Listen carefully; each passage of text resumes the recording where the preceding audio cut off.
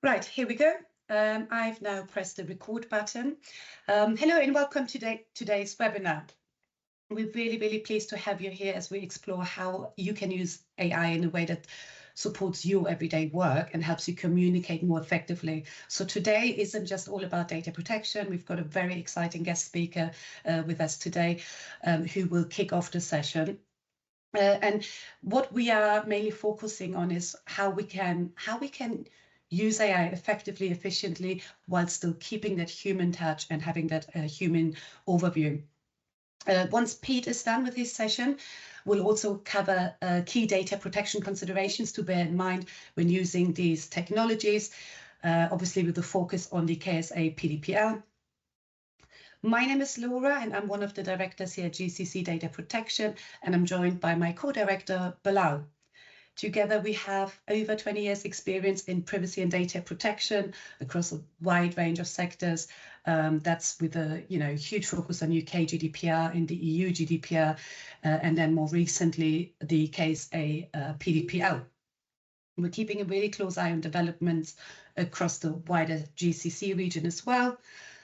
And our mission really is to help organizations embed data protection into their culture and not just see it as a tick box exercise, but as something practical and valuable that's understood and supported by everyone across the business.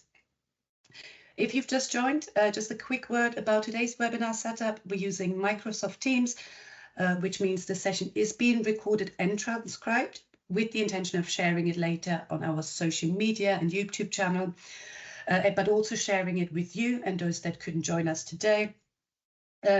Your microphones and cameras are off by default, so unless you choose to turn on your camera or post in a chat using your name, you won't be identified in the recording.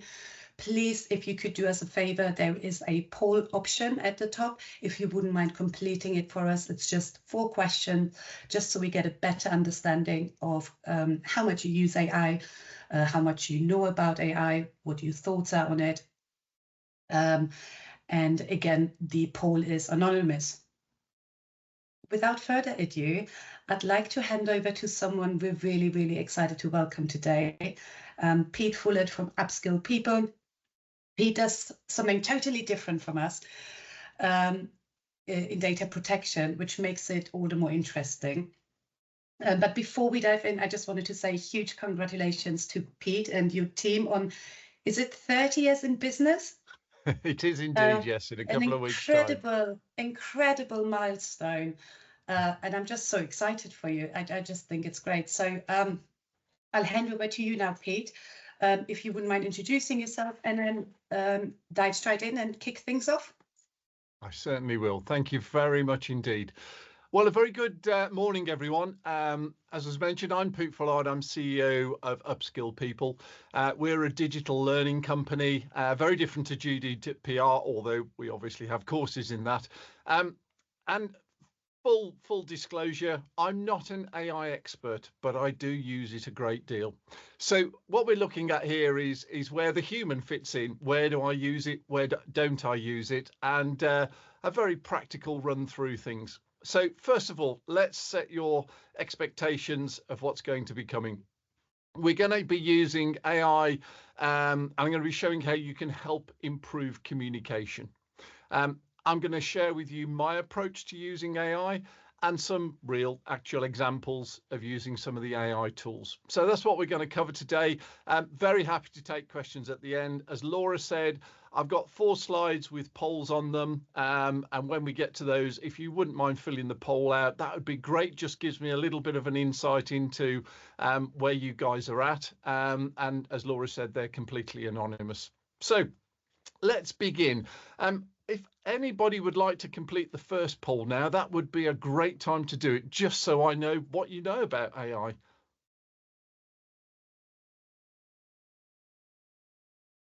I think you're controlling this, Laura, so if when we get a few responses, if we could close that poll, that would be great, and then we can see what the results are. Okay, so at the moment we only have 3 responses. Maybe I'll give it a few more seconds, if you wouldn't mind. Yeah, let's leave that. Let's leave that. Okay. Good. So we've got a split here from what we can see so far. Some people have the basics and some have a good understanding. Well, I hope those of you that are experts are not disappointed and I can give you some insights and perhaps some new ideas. Okay, let's move on. So this presentation, my goal was to create the majority of this entire presentation with AI, and I wanted to only use commonly available, relatively low cost tools. And actually I use 4 tools for comparison. So I use ChatGPT, which I'm guessing many people have heard of, another one called Claude, one called Copilot from Microsoft, and Google's one called Gemini. And I did exactly the same process with each of the 4 tools, whereas typically you'd probably only choose to use one of them, just to give you a different perspective on what each one comes out with. They are not all the same. And as you'll see, it's not quite perfect. And we can start by looking at the image to the side, which was one I created with AI. And if you look very carefully, you'll see it doesn't always quite get the anatomy spot on. And for those of you that are very good with languages, you'll see as we go through, in terms of image creation, it's not terribly good with text either, but we'll come back to that. So next poll along now, if we could go to the next poll, which is about how often do you use AI? I can see, great, we've got some responses already. Thank you. Very appreciative. So some of you, looks like of those that have responded, there's quite a lot of people are at least using it, which is good. Quite a lot of you on a daily basis, which is very much like myself. So thank you very much for that. So this is a sort of a presentation. I needed a topic to put the presentation together on. So I thought we'd look at communication. Whether we're in business or in particular a manager, we have to be really good at communication. Now, one of the flagship products that my company has is a management development program. And these are the 7 competencies we defined. We defined these some years ago, and I wish we'd have had AI then, because it would have saved us probably several weeks of research and ideation, but we've got them. If anybody's interested, there's a free download here of the 69 behaviours that make up the 7 competencies of any good business manager, and you're welcome to go and check those out. And as I say, I wish we'd have had AI when we were researching these. So communication is the manager's Swiss Army knife. It shapes team culture and morale, drives performance, builds trusts, navigates change, and resolves conflict. Now, those bullets were suggested to me by AI, and the little Swiss Army knife was one of AI's ideas. That wasn't one of mine. So while I would say AI isn't super creative, it can just throw the odd thing out and you go, I didn't like those 9 ideas, but that one was really good. And the bottom right graphic there is one of Claude's generated graphics for the slides. It gave me the Swiss Army knife. So some stats. This is one area I would advise caution, because AI does make things up. So if you're going for stats, I would always advise definitely double checking everyone. The AI tool I tend to use for stats because it always gives you the reference of where it got it from, and I found it's very reliable, is a tool called Perplexity. And Perplexity came up with these, that only 10% of employees understand their strategy, which is not ideal for a manager, and that 92% agreed that constructive feedback is effective at improving performance. And 3 in 4 employees see effective communication as the #1 leadership attribute, which is why I picked communication for this short presentation. So you can see there, adding figures into any kind of presentation or your communication adds a little bit of gravitas to your presentation. Also, quotes. I like using quotes, particularly when they're a good one. Perplexity found these quotes for me, which I did double check. And one of the other AI tools, in fact, a combination of them, found the little thumbnail pictures. So much faster than doing them themselves, unless you've got an encyclopedic memory for lots of wonderful quotes. But again, they can enhance our communication. Now, looking at the communication spectrum in all our daily lives, certainly at work, we all have to communicate. It's one of those key skills. We do it face to face with video calls, phone calls, emails, IM, social media, and internal messaging. Now, the one thing across all of that is it all needs content. And we all know that the richer the content you use in almost any communication, the more you'll be able to get that message across, because you're communicating in all the different mediums that people respond to. And that really, for me, particularly, I'm in a media-based business as well as software, because we create lots of rich media learning courses, adding into the mix of anything some additional imagery, video, audio. If we can do that cost effectively, that's the real big power for AI for me, as well as helping me get my communication really clear and concise. So there is an awful lot of value of adding mixed media into pretty much everything you do.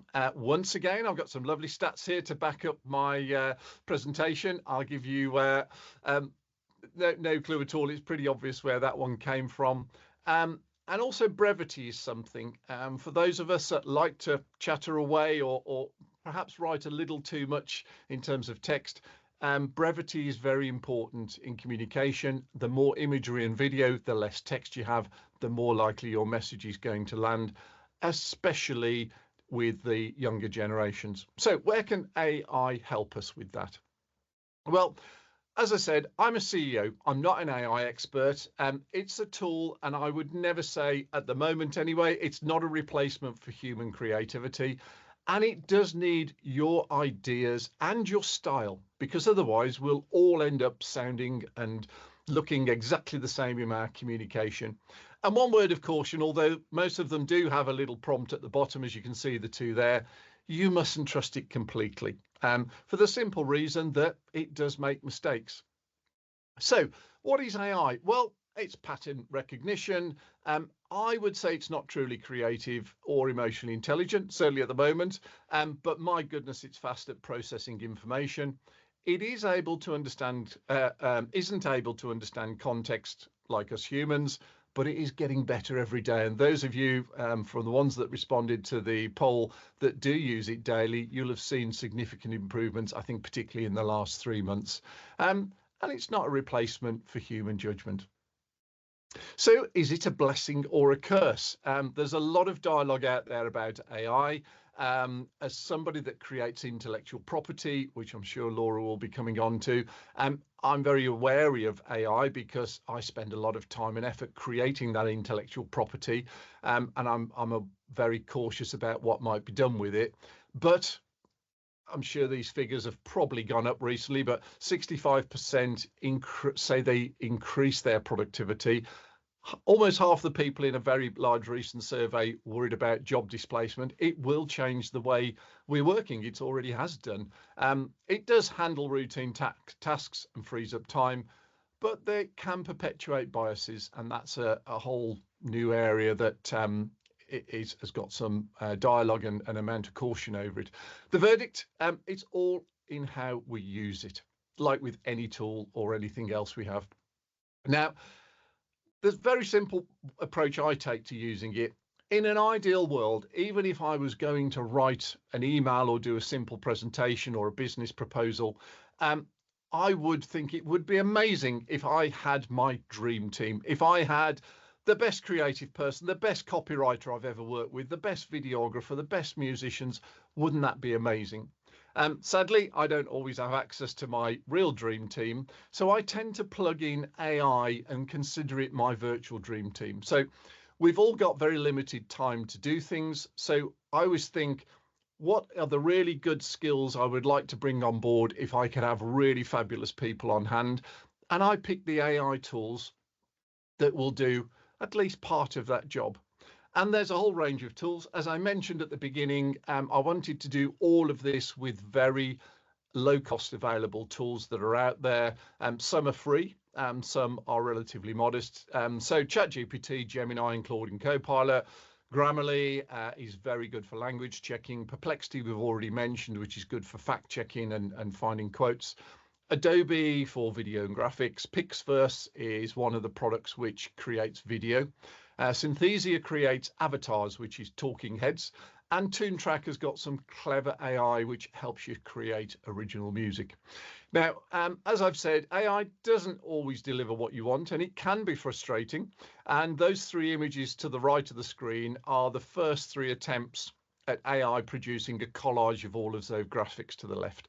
After the third attempt, frankly, I gave up and I just stuck them onto the slide myself. So it doesn't always come up with it right first time. So just like with any creative team member, perseverance is always rewarded.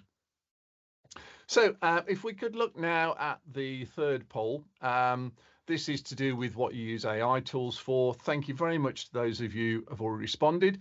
So the majority are using it to generate ideas. And I guess, yeah, that's really good. Creating images and various other things, research. I'm guessing you use it for a mix, but ideas is a great point. When you've got writer's block or you're just looking for a new angle on something, it can be really good to plug in and give you something. And I find that particularly useful as well. Now, there's one very important thing which I would say, and I learned very early on, is just like your virtual dream team of wonderful human beings, if you've got them, the effectiveness of you getting the communication or whatever output you need is going to entirely depend on how clear you communicate with your team what you need. And one of the first things that I always do if I'm doing a new project with any kind of AI is I ask it if it's able to help me. And then I ask it what I need to tell it in order for it to do a good job. So as you can see here, the first thing I asked it was, are you able to produce PowerPoint presentations to produce the one we're looking at? And ChatGPT said, yes, it could. And then I asked it what I needed to tell it in order for it to do a good job, just like we would with our own teams of people. The next thing is then you have to give it enough information to do a really good job, and you have to be super specific. I heard a podcast where one of the people on it said, this is making us all better communicators, because the better we are at communicating with AI, the better results. And it certainly made me think again about the way I communicate with clients, partners, my team, and the more clear you can be, not just with AI, but with anybody, the better outcome. The one I used for this presentation was around 1,400 words. So that's the sort of area and amount of effort when I'm doing something that's really important. I'll put a lot more effort into the prompt. It gets there a lot quicker. So it might think, oh, I've got to write all these words. But when you do up front, you get much better output. So can it really do it all? Could it create all the bullets, all the notes for me to read from, all the images and the final PowerPoint file, just from one prompt? Well, both ChatGPT and Copilot said they could, but both politely gave up after 24 hours because I gave them that very detailed prompt all in one go. This is what ChatGPT did. And then I gave up after 24 hours because it kept getting stuck in circles. And this is what Copilot said, and it really did get rather confused. So what's the solution? Well, for me, it's again coming back to thinking about a normal team, and really you need to break things down, work within the capability and capacity of each tool. And if you're overwhelming it, then just ask it to do less things and build on top of it and delegate to the right tool. So rather than ask it to create the final PowerPoint, I actually asked it to start with structure and bullet points, and they were all able to do that for me. So they all gave me the slide titles, the slide bullets, the speaker notes, and ideas for visuals. And just like the Swiss Army slide earlier, which I hadn't thought of, it did give me some extra ideas and some extra content that we probably should put in there. So to give you an example of how the 4 different tools vary, just like a person or any agency you might go to, these are the images created from exactly the same prompts that ChatGPT pulled out. These are the images from exactly the same prompt that Claude put out. Interestingly, Claude was the only one that used my company's color palette. I didn't use a lot of those images. It's pretty obvious why, but I did like the Swiss Army knife one.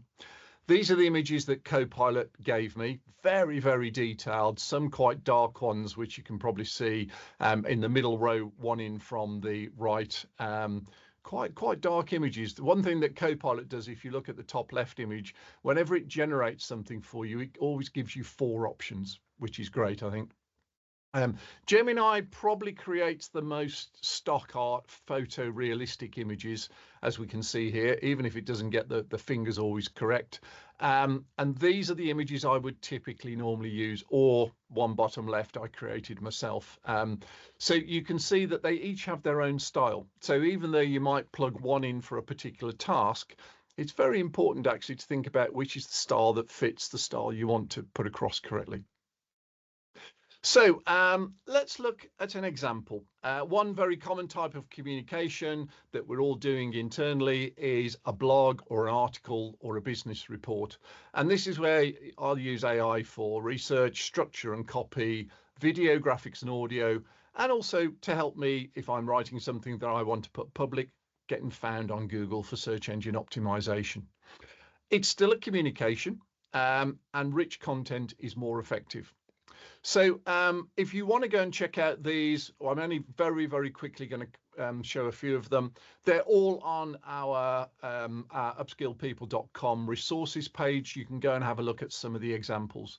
Now, I'm going to show some video clips. And the one thing I would say is with the way that Teams works, the lip sync's going to be considerably adrift. But please do go and check out the blog if you want to see just how good they are. So let's have a look at a couple of examples of where I've used AI in communications.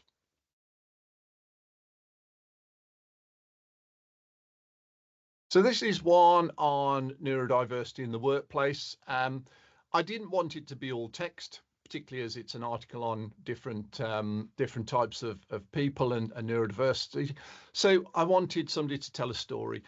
Stories are great. I created the story and then used AI to fine tune it. But then I wanted a video of somebody to put it across. I didn't have the time, I didn't have the budget, but I figured that an avatar would be better than nothing and certainly would be better than reading text. This is from the tool Synthesia.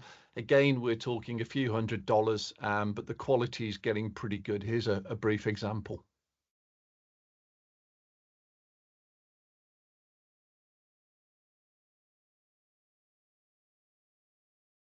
So there's an example, set of interest. The backgrounds on all of these were created in AI. Please do go and check them out because you'll see all the different variations. There's another one here, which is another blog post we did on how to define company culture. And in this one, you can see the images I created using Adobe. Now, Adobe is a little bit of a step above, as you'd expect, ChatGPT. And they really are incredibly photorealistic from a very simple prompt. So you can see the impact for me is rather than having to search through lots of stock photography, I can just ask it for exactly what I want. This was another interesting example. I wanted to use a video to illustrate the story. I just wanted a little looping clip of everybody else running for a train while somebody else was taking their time. And so I fed that prompt into a video creation tool, and it's not perfect. I think this was about its 15th attempt, but it got me something that's useful and again brought my communication to life.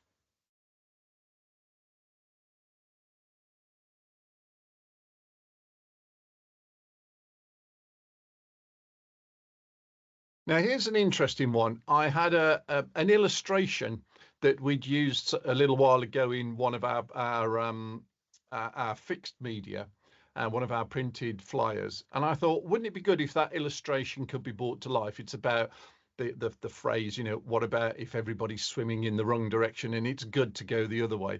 So I fed a still image into the one of the tools and said, could you animate this image for me? And again, not perfect, but it certainly brought my little end of my video to life. Okay, so that's some examples of using resources. Here's another interesting one. I do a podcast. If you're doing video messages to communicate internally within your organization or even externally, then it's always good to put those across. So I use AI for the same thing, research ideas, but this is just showing again a little bit of an example of how to use an avatar.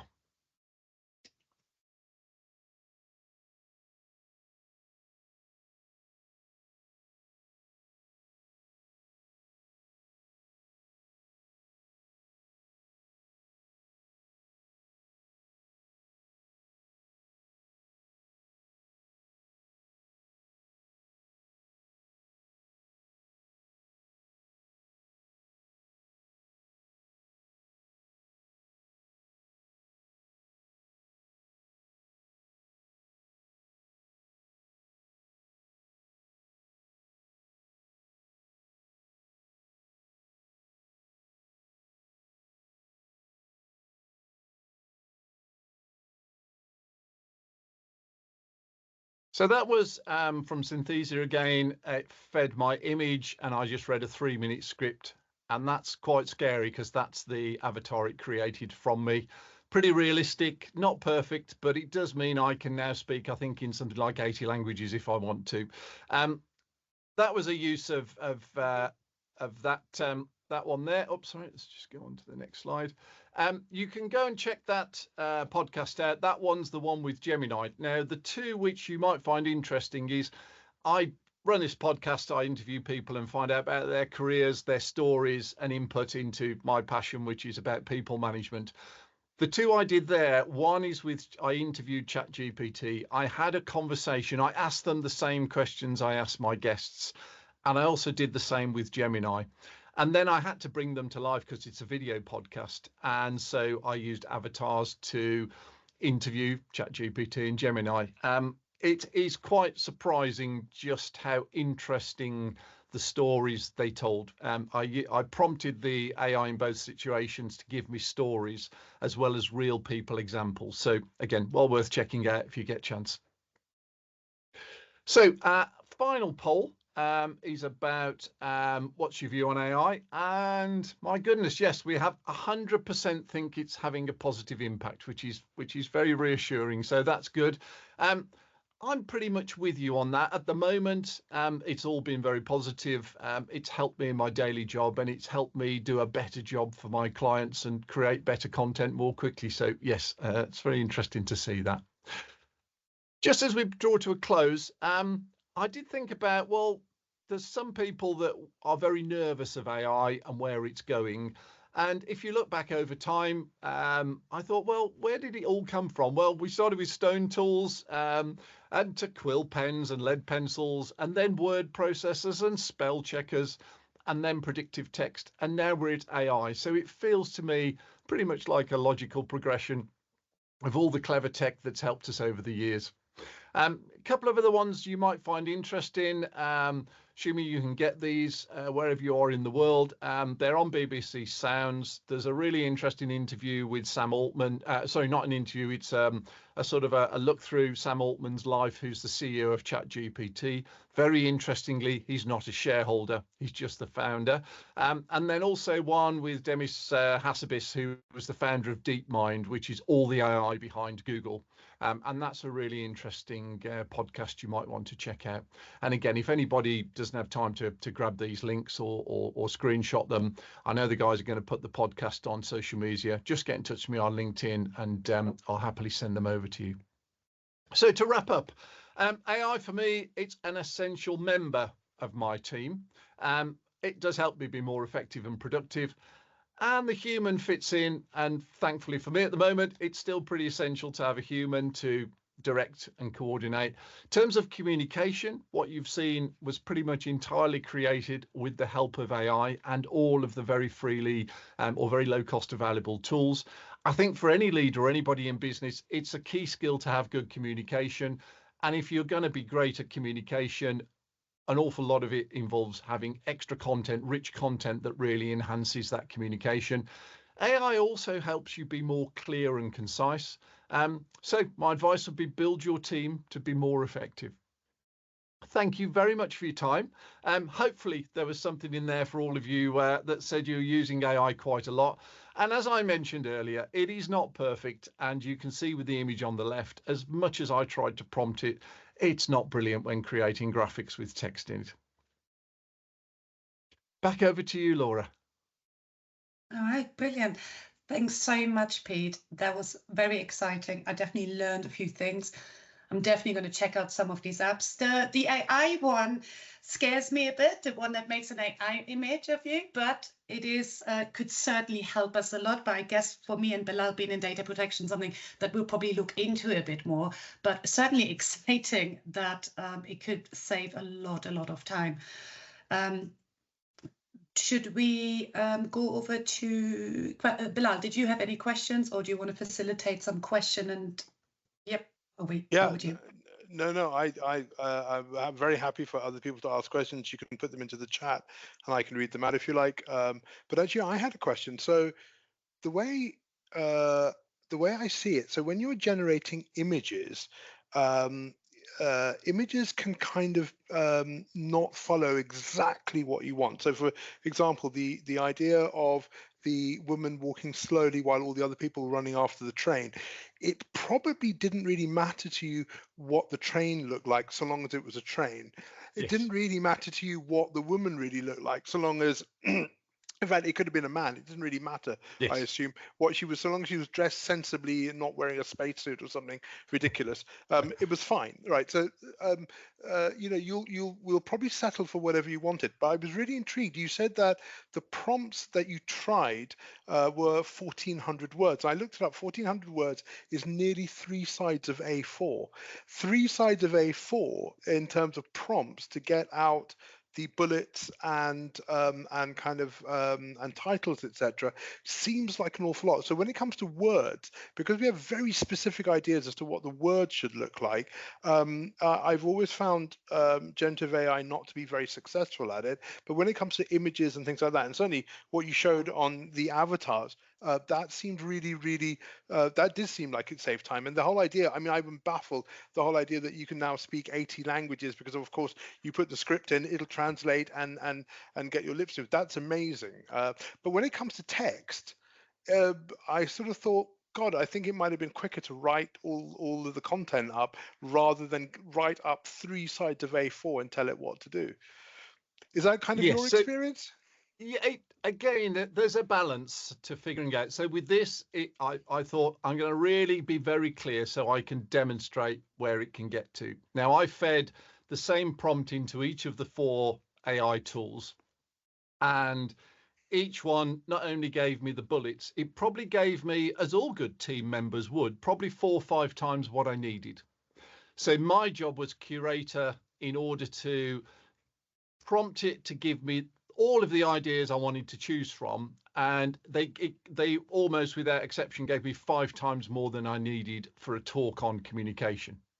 So if I was doing something very quick and I didn't really, you know, it was a faster communication that wasn't as important in my view as this, which is a webinar to people who want to see what's possible, then I might have only done 200 words. So with this, it will enable me to get so many ideas. Then I was deleting the ones I didn't like rather than coming up with the ones I did. I'm also now getting quite experienced at writing prompts. So to write, 1,200 words, or even just talk them into it and let it try and make sense of what I'm saying.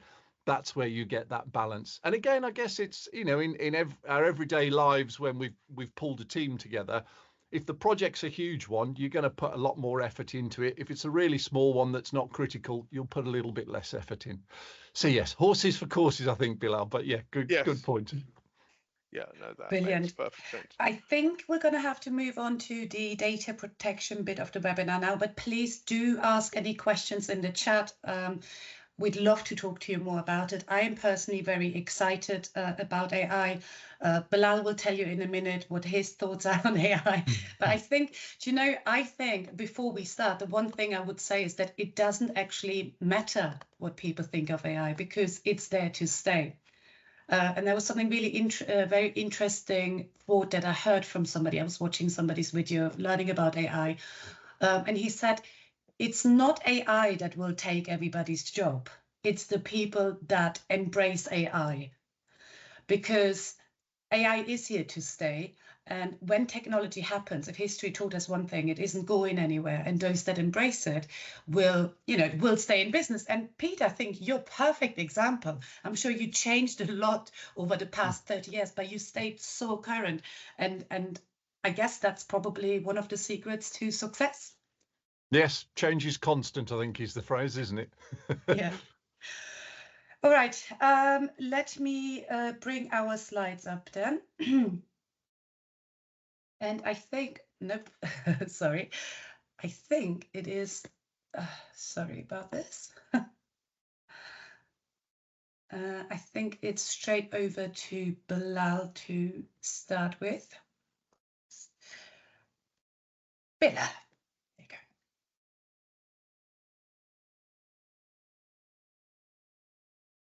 You're on mute. Hi, everyone. Yep. So one of the reasons I'm not doing very much talking on this is I'm kind of looking to Pete to kind of help me understand how to use it, and then Laura will now talk about the data protection, the PDPL, specifically the PDPL solutions and things to think about. But I find myself very, very conflicted about AI. I think Laura's quite right. In one way, it kind of doesn't matter what anyone thinks because it's now here to stay. I would say that the big difference between it, we went to computers, we went to lots of things that were tools that made things easier. And today, AI does make some things easier. So exactly as Pete said, he wanted an image, he would have to search for one, but actually no, he can now use prompts and create his own image, and that's great. But I don't think AI that's not the end game. I think AI will develop into something that will start replacing people, because at some point there'll be enough data, the language models will be big enough whereby people can just say, I want a presentation on this, and it'll just give you one, and that'll be it. So it'll stop being a tool and it will start replacing people. Nonetheless, as data protection people, we are often working with clients who are using AI, and I find myself really, really kind of confused about where to start, how to start thinking about it. And every single time someone says, oh, we're using this new product, I kind of think, oh, please stop doing it. But nonetheless, we have to have an approach, and that's exactly what I'm hoping that Laura will be able to provide us with. All right, thanks, Bilal. Right, I think Pete already covered it in his session. What are we actually talking about? When we talk about AI, it does come in many different forms. So we've got generative AI, which is mostly what we're talking about. So these are the things like ChatGPT, DALL-E, AI co-pilots and assistants that are built into more softwares.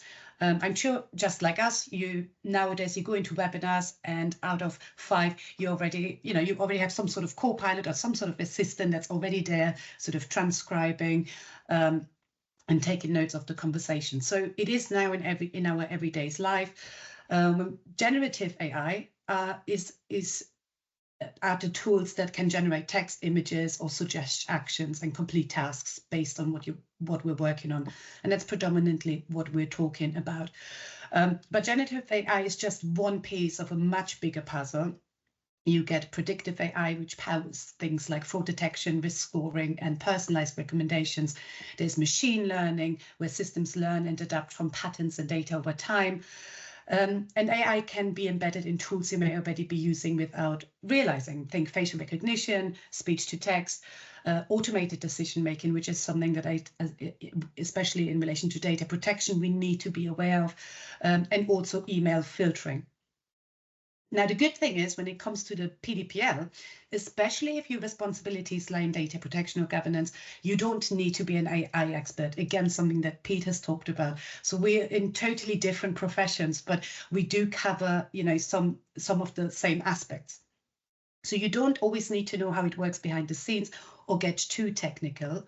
But what you do need is a clear sense, and again, we're talking about data protection now. We need a clear sense of where AI is turning up in your organization, what personal data it might be using, and also how that fits in with your obligations, or whether you are a data protection officer, whether you're in IT, whether you're leading teams. It is relevant to everybody that's looking after personal information. So what we are looking at, and again, when we look at AI principles, they're very similar to data protection principles. And we're going to go into a little bit more in the session. I would say the first thing we should look at really is why now? Why does it all matter now? And this is because very recently, the PDPL was enforced. The Saudi Arabian data protection law was enforced in September 2024. And I know Pete mentioned GDPR earlier, and sometimes there's some controversy around, or why do you always refer to GDPR? And that's quite simple, because PDPL is a new data protection law, and it is actually very, very closely based on the GDPR with differences. So sometimes we mention it just because we've got experience and case law to refer to. But yes, in KSA, obviously, it is the PDPL.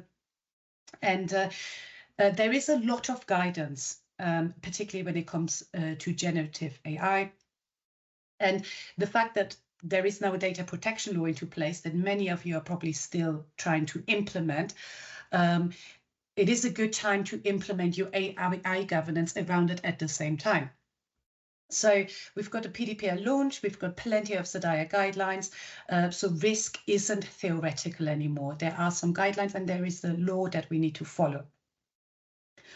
Let's have a look at what the KSA say about AI. And it says a lot in Saudi Arabia because Saudi Arabia aims to become a global AI leader. And I believe over 90 of the topics covered in the Vision 2030 are in relation to AI. So it's absolutely huge there, which I'm sure you are experiencing. So at the moment, there is no standalone law for AI, which is actually very similar to the UK, whereas in the EU you find an AI Act and so on. But at the moment, there is no standalone law that covers AI. But instead, it takes a layered approach using existing legal and regulatory frameworks. So when we talk about data protection and the PDPL, which came into force last September, that acts as the core legal foundation in relation to personal data. And it gives us the basic rules around fairness, around transparency, around consent, and around protecting individual rights. So let's always remember that the law is there to protect people, and this is why we do what we do. On top of that, we've got a growing set of frameworks and guidance published by SDAIA, which is the Saudi Data and Artificial Intelligence Authority. These include documents around AI ethics and principles. It's got guidelines, especially in relation to generative AI. And I actually have two separate ones, one for the public and one for public authorities in KSA. And then we have the AI adoption framework. All of these have been released over the past 2 years. What I would say is it's actually incredibly difficult to keep up with AI. So things are constantly changing. But together they set out the expectations around responsible use, risk management, and alignment with national values. And at the end of the day, when it comes to AI and the use of AI, it's all about balance, using AI responsibly while upholding privacy, fairness, and most importantly, the human touch. We find the world is very divided when it comes to AI, and especially in the data protection industry or those responsible for data protection. Totally divided. A lot of people find it scary and don't think there is a place for it. A lot are embracing it. Some aren't quite sure about it. But what I would say is, if you are learning about AI governance, then you are actually doing something to help uphold those guidelines. You are learning how to make sure that humans stay in control. So if that is something that is important to you, I would say learn about AI governance, because you can be part of making sure that humans keep control. And that's, I think, one of the most important things. You don't have to be an AI expert. So again, let's say, and I'm sure a lot of you work in data protection or have some sort of responsibility over personal data. But when it comes to AI, your role generally starts and often ends with the data. So your primary responsibility is to protect personal data. And, not only personal, obviously, as Pete mentioned earlier, you want to look after your intellectual property and sensitive business information, but it really depends what your role is.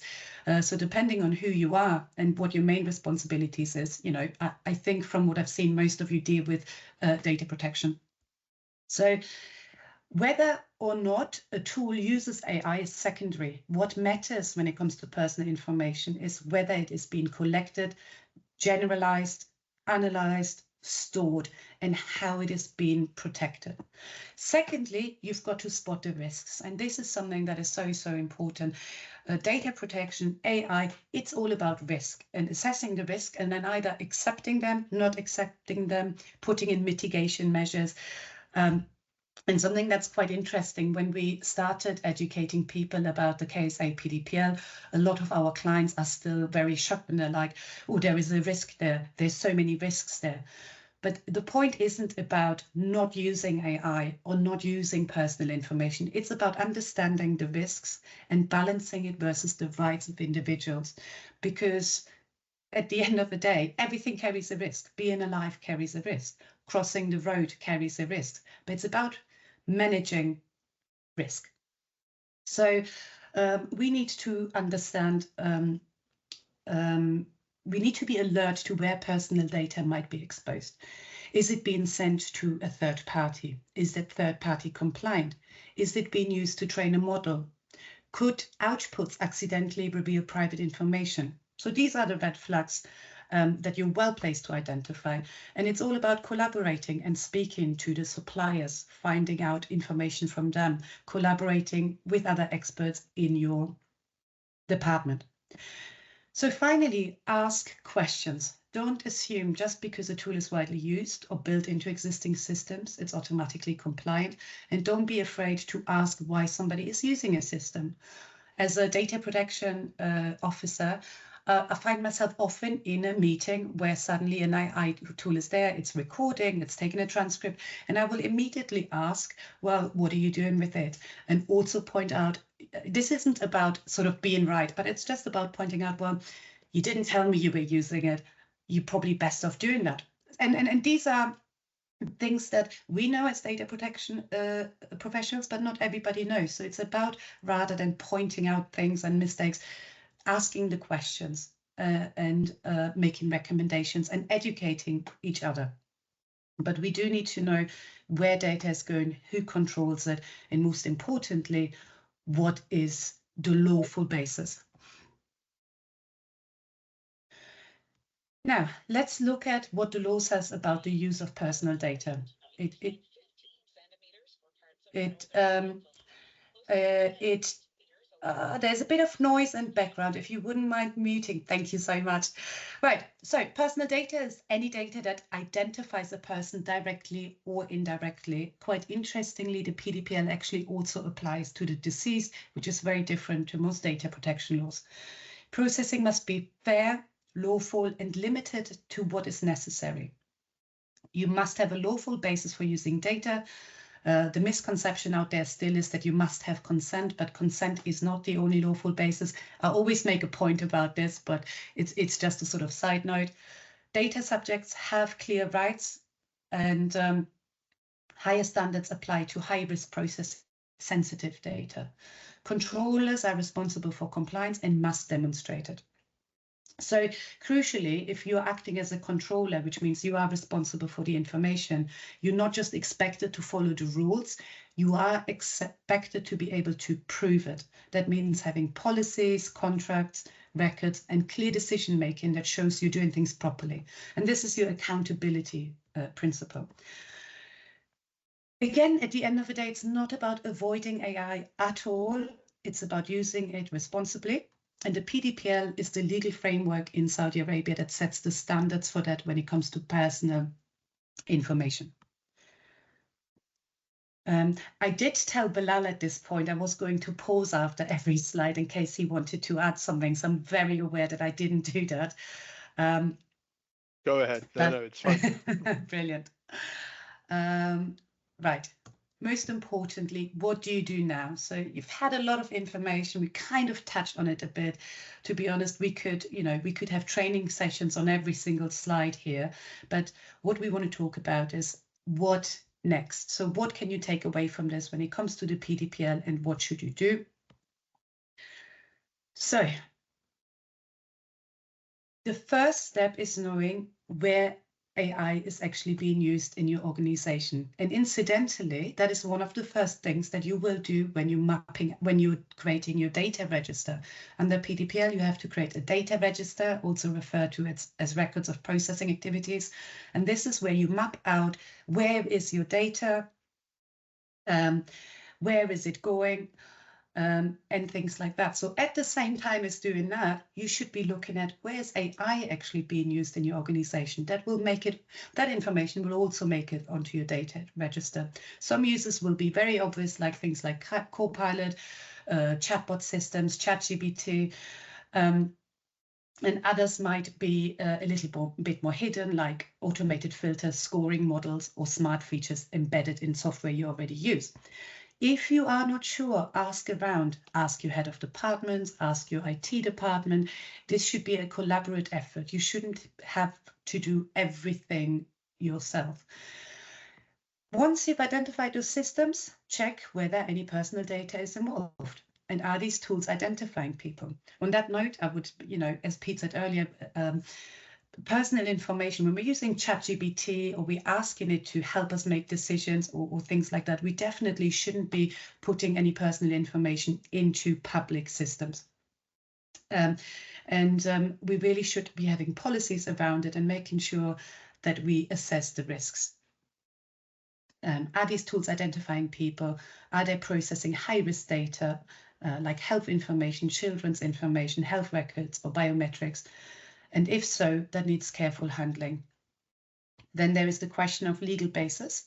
Is the data used based on consent, a contract, a legal obligation? Are we telling people what we do with their information? And so we should be asking for documentation. If we're using systems, ask for documentation. Of course, if you're using Copilot, the huge organization, they're not going to come into meeting and answer a lot of questions, but those organizations, like Microsoft, they already have a lot of their evidence out there online. So go and find it, have a look at it, see what they do, and see if you can find out more information if you need it. Don't underestimate the value of raising concerns early. If something doesn't sit right, flag it. You don't need to be an AI expert, but asking the right question is often what protects your organization the most. Again, it's not about saying no to AI, it's about staying curious and staying informed. What we will do, if you have not opted out of us sending you an email, we will send you a very useful PDPL checklist that you might find useful when you're implementing PDPL in relation to AI. So we'll give you something to take away, and hopefully you will find that useful. This is me done. We haven't got much time, so what I'd like to do is just leave the last 3 minutes for some questions if you have them. Sorry, I ended up having to rush through a bit, but as you can tell, we're all very passionate about what we do. But what I would say is we're all happy to have the conversation. So if you'd like to discuss the topics a bit more, please do get in touch with us, get in touch with Pete. We're happy to chat. Bilal, over to you. Over to the participants. Are there any questions for either Pete or for Laura on either the use of apps or the implementation of PDPL around it? I mean, I guess one of the questions that I have is I look at sort of online courses, and then they start talking about stats and all sorts of other really kind of complex terms. And then I look at the IAP AIGP course, and I think, oh God, that looks so complicated. Like Laura, where did you, because you've done a lot of learning around this, what is your learning journey? Where have you started trying to get to grips with AI? So I am so busy all of the time, so I tend to learn when I'm doing something else. So at the moment, I'm training for a marathon, so whenever I'm on the treadmill, I listen to YouTube videos, watch YouTube videos or Spotify. So I don't have time to read, so I listen. And quite interestingly, there are a few people that are doing things. Privacy expert on privacy trainer on YouTube is quite interesting. It's totally AI generated, but it reads off stuff that I would otherwise have to take time to read, and instead I just listen to it. Can I stop you there? Because Zanera's got a question. We're really running out of time. Can you, with the email that we'll be sending out, hopefully we'll provide some of those links, things that you've learned from. Zanera's asked a question, which is, what are the key PDPL provisions we must consider when deploying AI in the travel domain? Can you elaborate on travel domain? We're talking about travel agencies?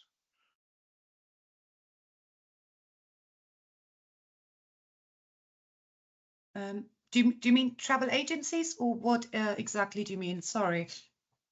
Try that. Try answering that, Well, Laura. If it's travel agent. this becomes incredibly complicated. I don't know if I can answer that in 1 minute, but the key provisions you must consider is where is data going, and what other. It's not only about PDPL, then it's about what other data protection laws might apply. But when it comes to the PDL specifically, the most important thing is you need to understand where data goes. And I expect if you're a travel agency, data will go all over the world, and you must consider the transfer risk assessments. You must consider where data is going and whether they're in adequate countries, or what you must have in place in order to process the data in other countries. And I think, Bilal, you've done actually some guidance around transfers, because we are still waiting for SDAIA, but correct me if I'm wrong, to release the adequate countries.